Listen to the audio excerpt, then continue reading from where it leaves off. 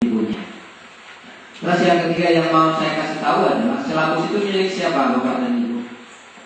Milik guru atau milik sekolah?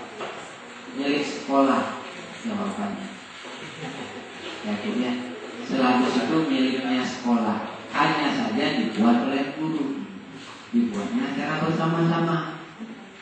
Beda loh Bu ya. Yang buat kita tapi miliknya milik sekolah. Nah kalau jadi milik sekolah apa sekarang kalau dikaitkan dengan poin pertama masalah format? Tolonglah format satu sekolah itu sama semua. Beda dengan sekolah lain tidak soal.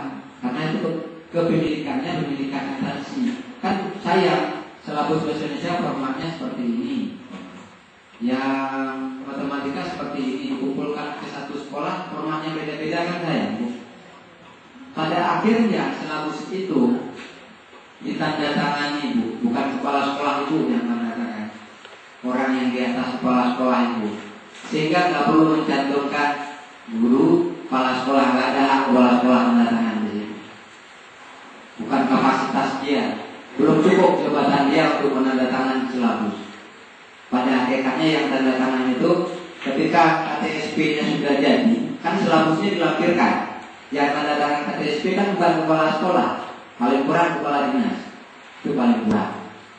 Ada daerah-daerah tertentu yang tanda tangan malah gubernurnya langsung, baru balik ke sekolah, jadi dokumen.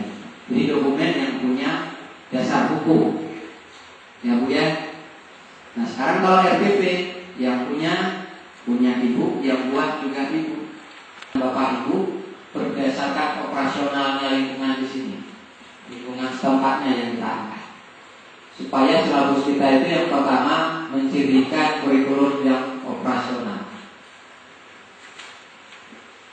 Nah sekarang dari pernyataan saya tadi, maka sudah sepantasnya kita sekarang sampai pada inti poin, yaitu beranikah Ibu menyalahkan silabus yang datangnya dari Jakarta? Kalau saya berani. Kalau Ibu nggak tahu saya berani atau tidak. Bapak sudah berani ya? Nggak berani. Kalau saya berani.